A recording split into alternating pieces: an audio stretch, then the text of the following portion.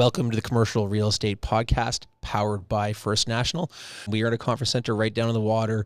It's a bluebird day in Vancouver. It does not get any better than that. So I'm already looking forward to the next couple of days as we do a lot of podcasts here.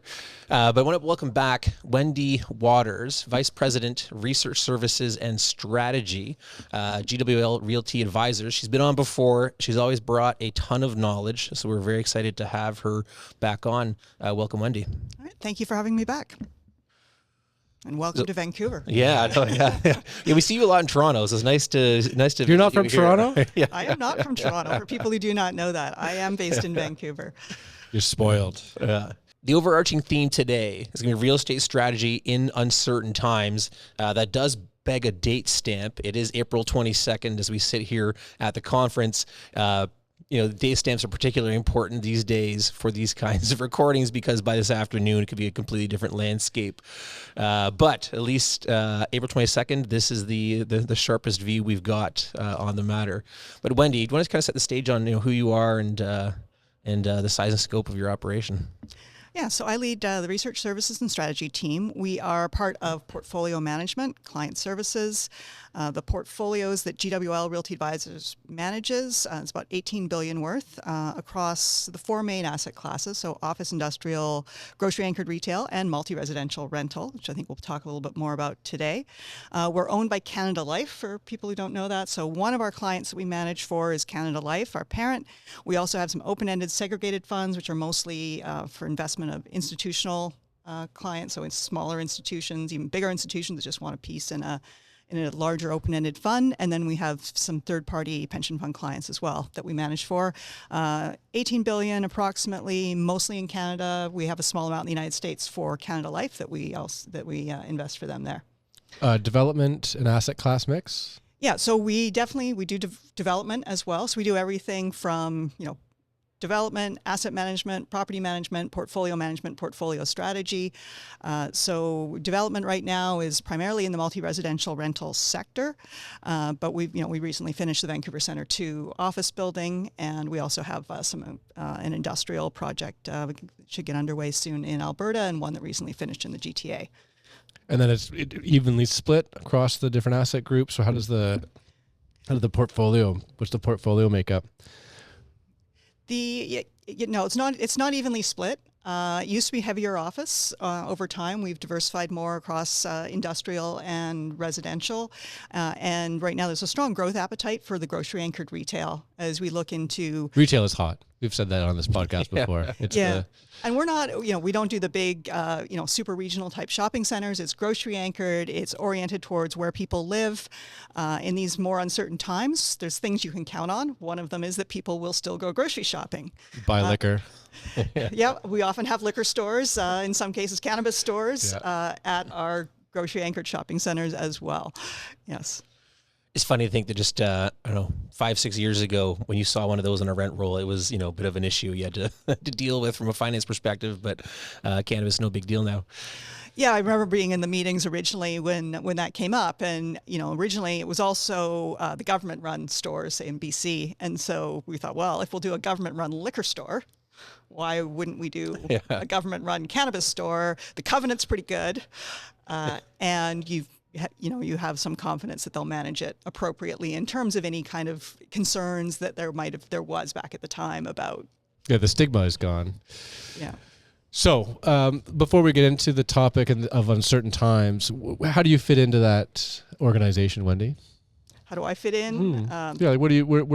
What support do you offer for the decision making? Let's just do a quick Cole's notes on your role. So the research team, we have several things that we do, but one of them is really thinking about how people live, work, invest, shop in cities. And so what types of assets in what locations within cities are in demand that will ultimately help us grow, either maintain and grow revenue, income streams, and in uncertain times, that's really important.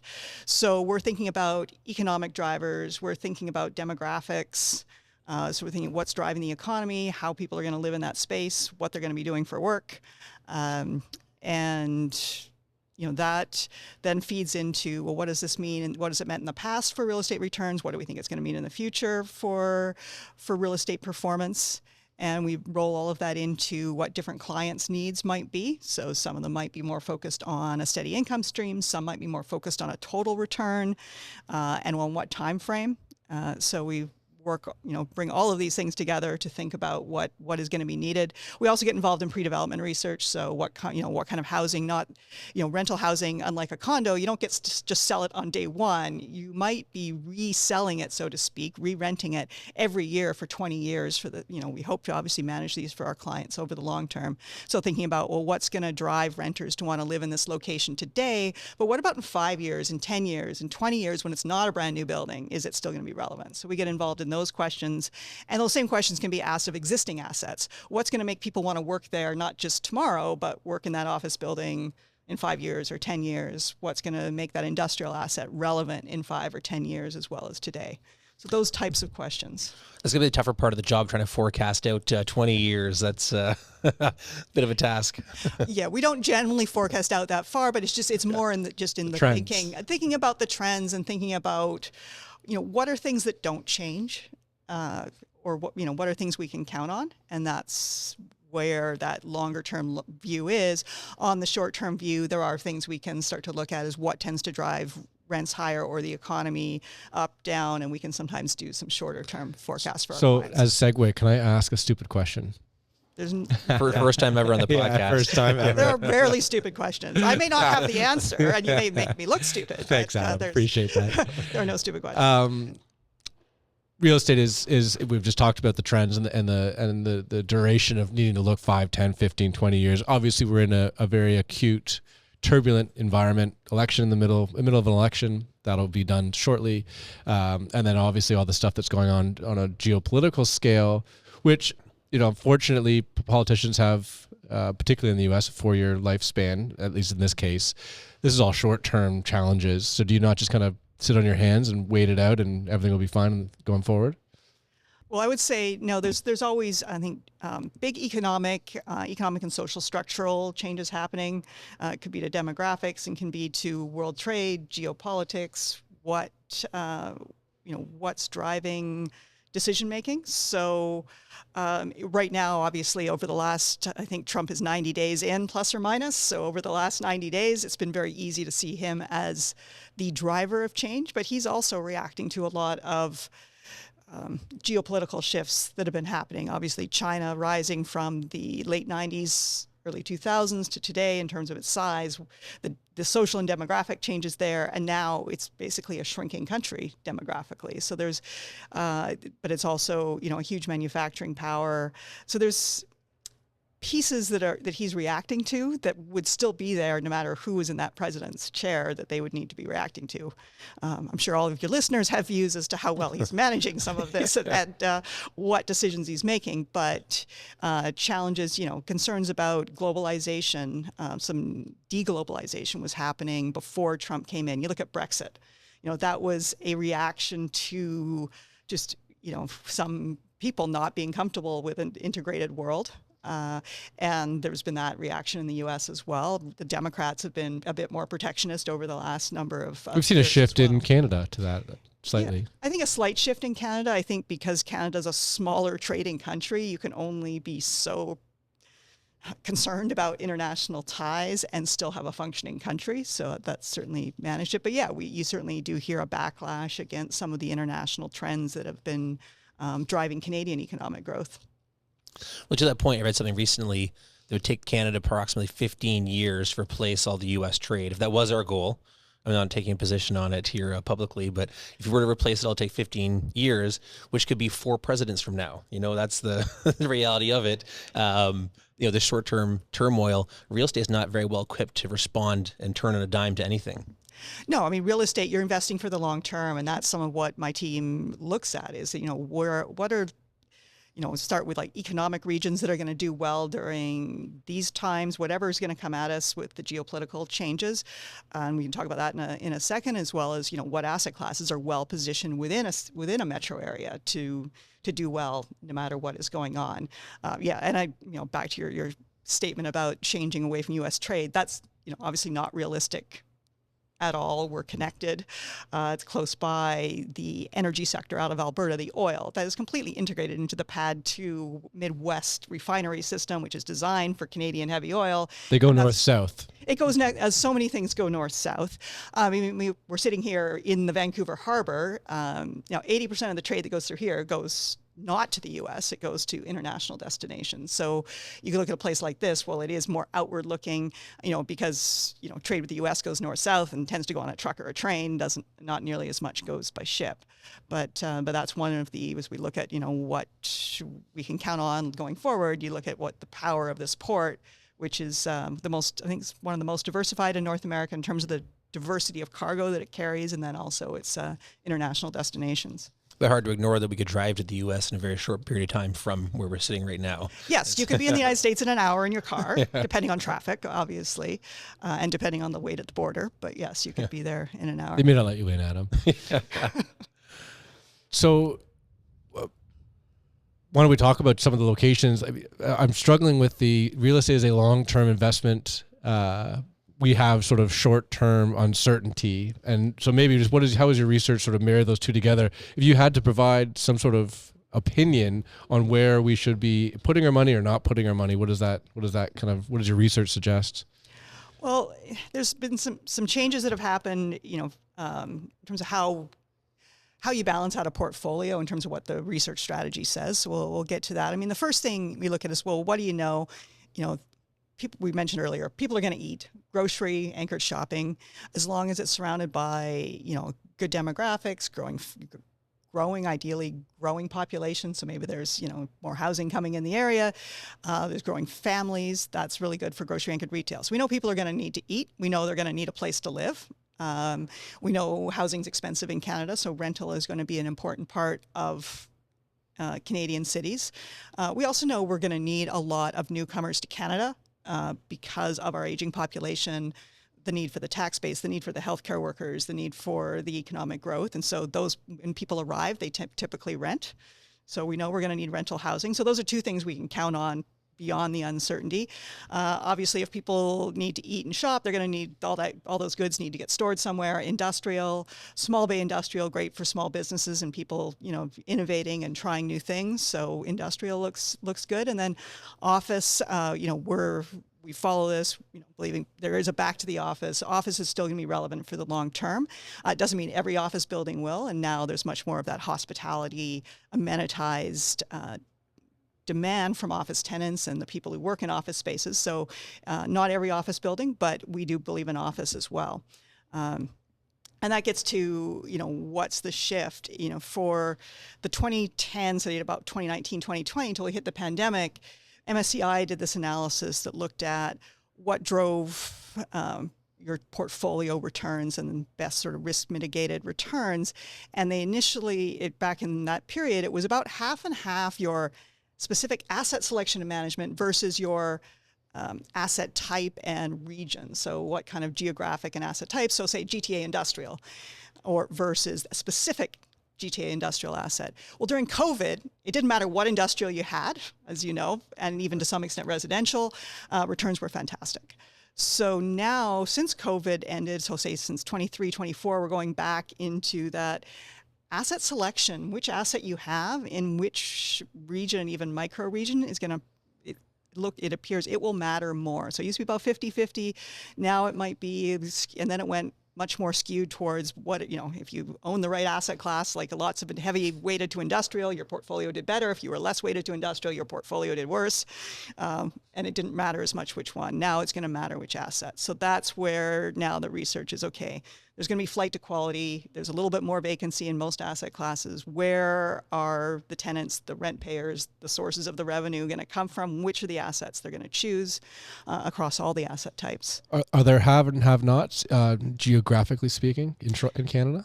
I guess across where you just manage in we'll call 6, 7 if you include Halifax, major markets. At different times, they'll all perform differently, and there'll always be places within them that still perform well, no matter what. If we look at a lesson from the 1990s, there was a lot of geopolitical global turbulence. There was a big restructuring in the Canadian economy. which places did better, and it was Alberta and BC. So if we look at the next 4, 5, or 6, So you're biased, though, Wendy. I am biased. Yes. We'll talk about we can talk about what where Toronto does well and where Toronto.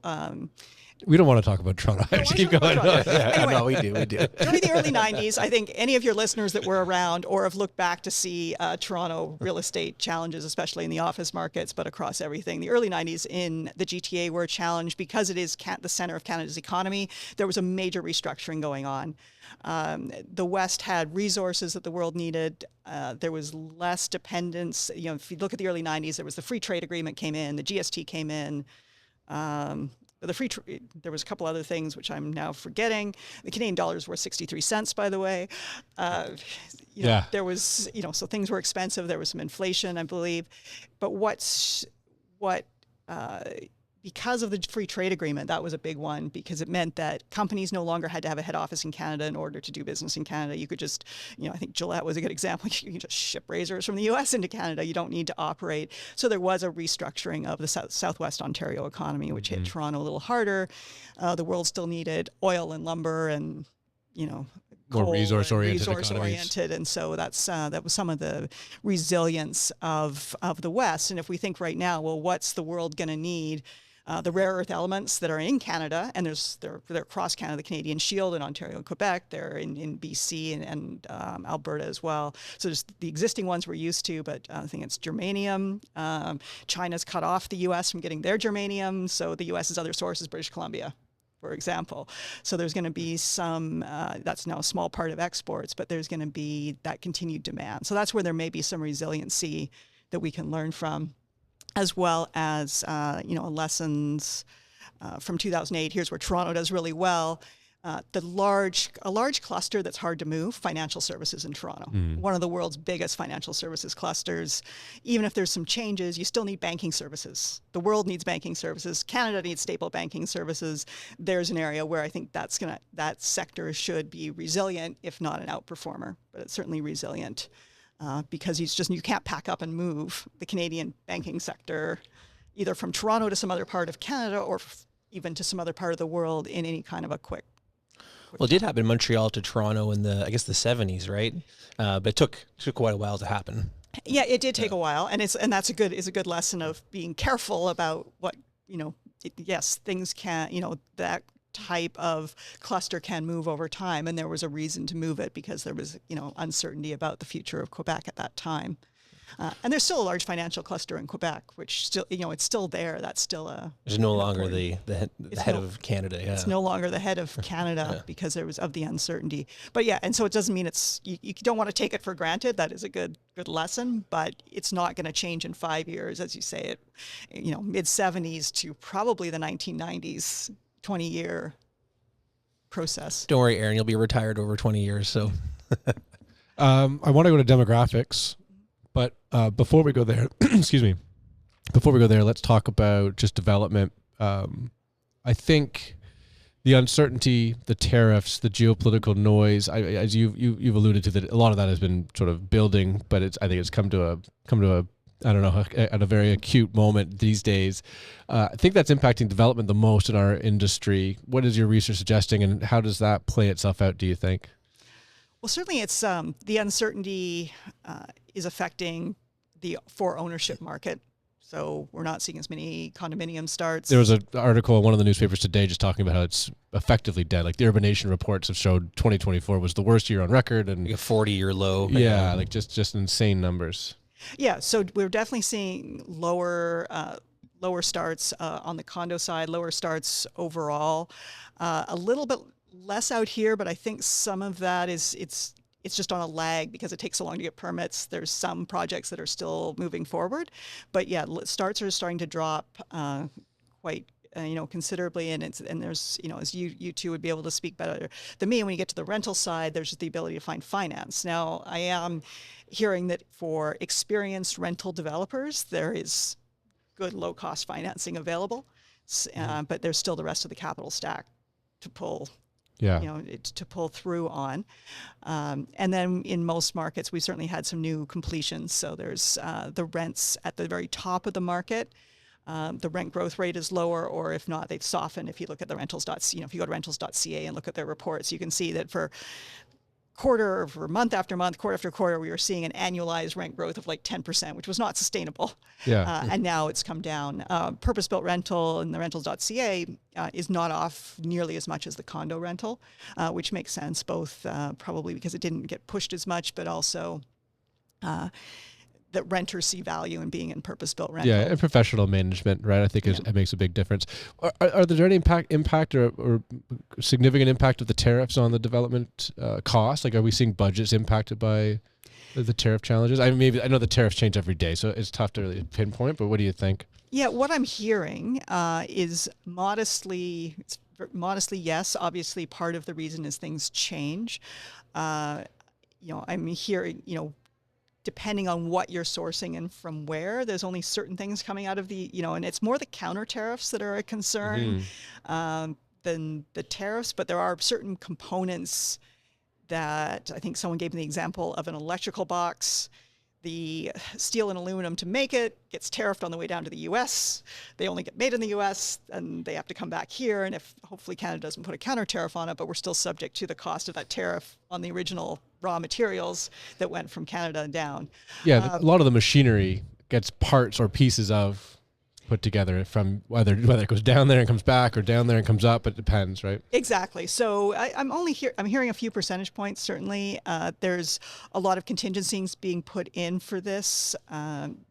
But so I'm not the expert on costing out a development project, but just looking into it at a high level, yes, modestly.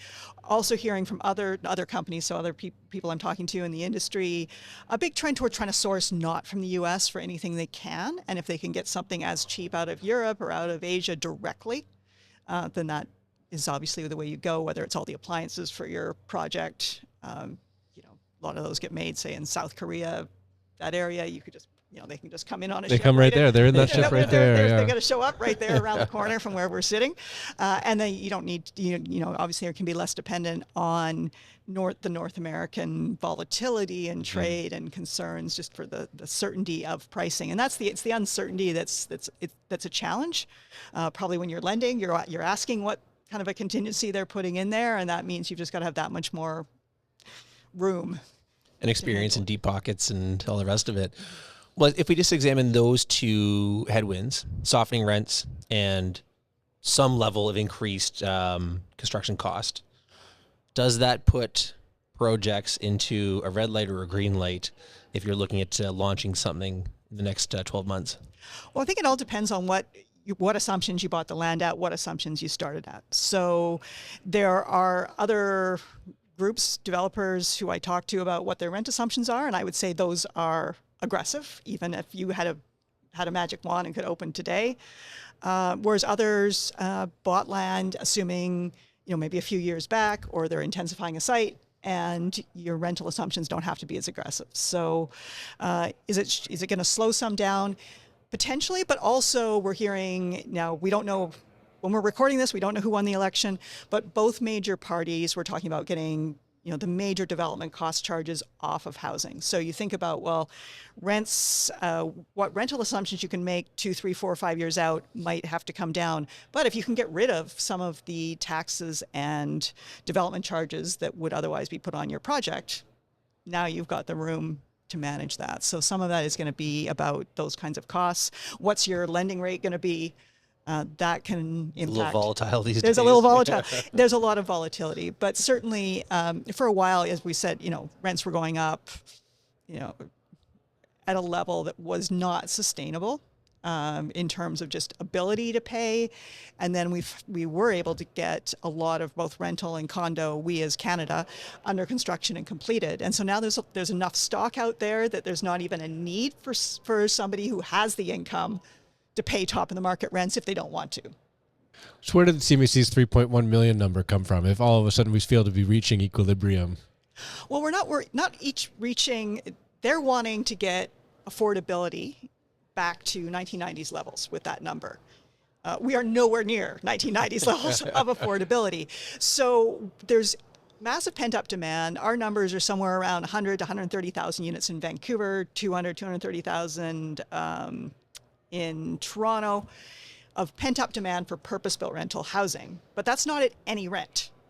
And so there's only so many people able and willing to pay the very top rents, you know, $5-6 a foot, maybe at the very top, 4 to 5 in maybe some of the submarkets. There's only so many renters that can afford to pay that. But as you're able to produce more product, maybe because some costs come down, you produce it at transit-oriented suburban locations. Now more people who are stuck in overcrowded housing, they have 5 roommates they'd rather not have. They're 30 years old and still with mom and dad. Other types of pent-up demand, they will find their way into housing if it comes down in price. So we have a lot of pent-up demand in Canada. We have a lot of people really stretching their budgets, which then of course affects the rest of the economy. So that's where that 3.1 million comes from. Obviously some of that's ownership. I believe they also had an assumption that some people would have a second home, a vacation home, and trying to ban that legally is challenging. Might be easier just to build enough housing that people who can afford it and want to have, a place in Collingwood and a place in Toronto could do that. For existing product in rental, what defensive positions should people be looking at and trying to manage, these choppy waters? Well, across all asset classes, but apartment as well, as an investor, you're looking for rent growth, opportunity for rent growth, and then as well as obviously low vacancy, so resiliency. So what are you managing for? It's for that, and then your capital expenses. So a newer building that's well leased in a great location is probably got some, got that resilience. Older buildings, though, have the legacy assets, as we call them, actually have some potential right now, too, because there's actually a little bit of vacancy now in rental, which means you get turnover. People have a new place to go if they want to upgrade, if they want to move, which we haven't had for a few years. So we actually think the legacy assets, which have, especially in the rent-controlled markets, so Toronto and Vancouver, there may be some fairly good runway for investors there on turnover. You can move their unit back up to market. It might be an opportunity to upgrade it. If somebody's been in there, you're going to have to fix it anyway. You might as well do a full upgrade. Maybe you get rid of the galley kitchen, open it up, put in some, LVP flooring, make it a Condo-esque, or just make it more modern. So it looks, the unit itself, if not, the building may not, but the unit itself can look a lot like a unit in a new building. It might be bigger because of the legacy. So those have a good market as well. So what do you want to see over the next few years? Yeah, the legacy assets, because we got more vacancy, have some runway. And then on the newer assets, it's looking at those locations that people are always going to gravitate to, that flight to quality. There's flight to quality. There's certain neighborhoods, maybe in the inner city, and then there may be some suburban areas where that people will always go to that. Maybe it's near a hospital, for example. I'm struggling. Help me with this one. And this is a genuine, I'm trying to put it all together. So we need more housing, right? Because we want to obviously provide the supply to bring the cost down, because housing is so unaffordable, whether it's on the ownership or the rental side. Government's talking about eliminating some of the fees and the taxes that cause the struggle.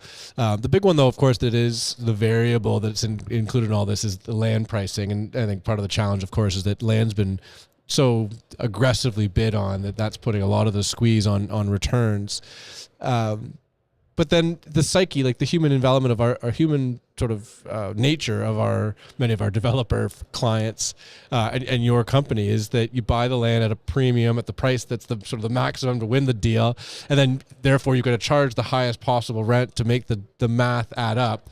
But if you're building units that's supposed to be causing rent to come down, like I don't understand. I don't see how this all fits together. Where like, why do developers advocate for more supply? Because they devalue their existing assets. And then, I've always wondered that too. And they're not. And they. I mean, I could tell you if you sat with any developer and say, hey, guess what? You're going to go and you're going to do this business, and in 10 years, the price of all your properties are going to come down because your rents are going to be 30% less than they used to be. It just doesn't add up. How do you make this make sense to me, Wendy? Okay, so it's a really good question, and that's where, back to what I said toward the beginning about site selection, asset selection, like the right asset in the right location. Some locations will continue to do well. Rent inflation, lands that's been purchased previously, there may have also been a pretty heavy assumption on development cost charges, which if those are coming off, up until very recently, you had to assume you had to pay the GST at the end, which that seems to be gone. So there's definitely some sites that were purchased assuming higher costs. Now, obviously, there's a lot of uncertainty there, so there's where those ones are going to work. But why build more housing? That's where you need the sharp pencil, and that's where the government's ability for a while, because the market was able to absorb those 10%, annualized rent increases over and over. And on the ownership side, the owners were able to, condo buyers were able to absorb higher and higher prices. So development cost charges kept going up and up. And it was really that era of free money. The free money is over. So everybody on all sides of the table does have to take a haircut. To recognize that the market isn't going to bail out, this, higher rising fees, costs, higher costs, fees, higher yields, exactly. higher land prices. Everything was going The up. market's not going to bail that out. That is, the ultimate renters and the owners, the people who need to live there, can no longer afford to bail that out. So, going forward, we are going to see an opportunity to build and operate quality rental in great locations. Rental has never been a high margin business, as I'm sure you know, but it's very steady because you're renting, 500 feet at a time. In an office building, it's 50,000 feet at a time. In industrial, you might be doing 500,000 feet at a time, and there's volatility associated with those larger spaces. Rental, it's steady, it's reliable. There'll be investors that want to do it, but the additional costs from a lot of regulations, that's harder to sustain that. So whether we get more housing or not, that's the piece of it. Do we still believe in it as an investment? Absolutely. Every building, every location, every submarket, probably not. It's picking our places, operating it well, and renters, renters want to be in well managed. Everybody needs a place to put their head down at night. We're almost out of time. Can I go to demographics? Please. Okay. I'm just curious, Wendy, where this research takes you on just the impact of the baby boomers aging and its impact it has on single family ownership, housing, rental, retail. I mean, it's a huge cohort of high income, high spenders. And what does that impact? How does that impact us in the next sort of 5, 10, 15 years? Well, I think it's a very good question. Obviously, retirement homes are going to grow, and that's not my question. It's more we don't do seniors housing. So it's more of an operating business. Yeah. So up until now, we have done it in the past. We don't have any seniors housing right now. It's an operating business. In terms of the baby boomers, one thing we do try to do in all of our apartments is make sure that they appeal to all demographics, because even though we have not seen a big wave of this in the U.S., you see it a little bit more of people, say, selling a home and switching into rental rather than condo ownership. I think you don't see it in Canada as much just because there are so many condos. And we have heard of it, though. Our clients are saying that is a growing component of their rental makeup. Everybody seems to be saying that. Yeah, and partly it's just because there's so many baby boomers that you're just going to see them everywhere, just because there's so many of them, not because there's necessarily a big shift in that demographic, that people of that age cohort moving into rental. There's so many of them. But yes, we are prepared for it. We make sure we feel if we build well-designed, well-appointed buildings, good amenities, good locations, we will attract everybody, even though the vast majority of renters are more in that 20 to 40 age group. So what's going to happen with them? So that's one piece. There's obviously a lot in the baby boomers. There is a lot of home equity. I don't know if you'll have a chance to interview someone like Andy Ramlow while you're here. He's a demographer at Rennie Intelligence. He's got a number for how many billions of dollars in the Vancouver market are tied up in mortgage-free homes that the baby boomers could be passing on down payment money to children. What happens when all that money comes into the housing market? So whether for condo, but also can support rental. Someone could decide to sell and rent. So there's what's going to happen with all of that. I don't spend as that much time thinking about the baby boomers, but certainly we're probably going to see more of them in rental housing. We're going to see the impact of all of that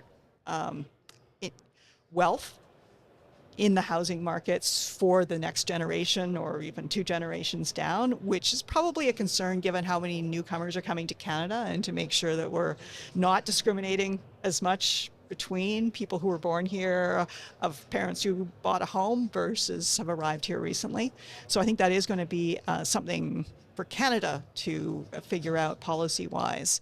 And one of the challenges we see in some of these development cost charges, this growth pays for growth idea, is that you're really saying, well, these newcomers who don't have the advantages of their parents and grandparents owning homes, you're asking them to pay for upgrading the sewer system, as opposed to the people who have been flushing their toilets for 20, 30, 40, 50 years. Maybe they should pay something towards upgrading the sewer system.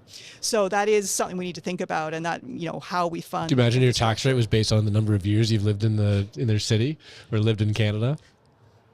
Yeah, or just your lifetime use of the resources of a city. Yeah, I drive on the Gardiner every day. I should pay a larger component of Gardiner repair costs. You probably should.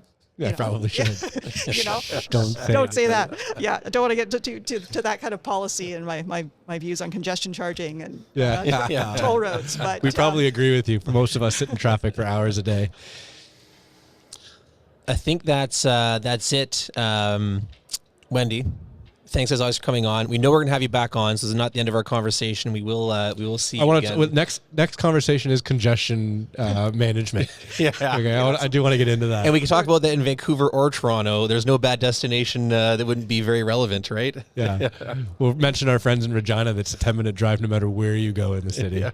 We didn't get into to that, and like the office market and how that congestion affects office demand. Let's do that. Yeah, because that back to office, we didn't talk about. I know you've done a ton of research on that, and it probably bears a revisit in the next couple of months. Well, a funny side note before we go on, Aaron and I have talked about this before, that, when the return to office was the topic du jour, call it, 2.5 years ago, everybody had an opinion, everybody's happy to express it. And Aaron and I were saying, well, we should filter for people who actually know, like Wendy. You were the benchmark for somebody who actually could speak to it with facts and data and an actual qualified opinion, as opposed to, everybody else that just kind of pulled it out of thin air or gut feel. So congratulations for standing out. You get referenced a lot on this podcast, Wendy. Yeah. Okay, be more like Wendy. That's the moniker. Yeah. And I think that's it for today. Thanks, Wendy. Appreciate you coming on. Right. Thanks for having me, and enjoy your fantastic location here for the next few days.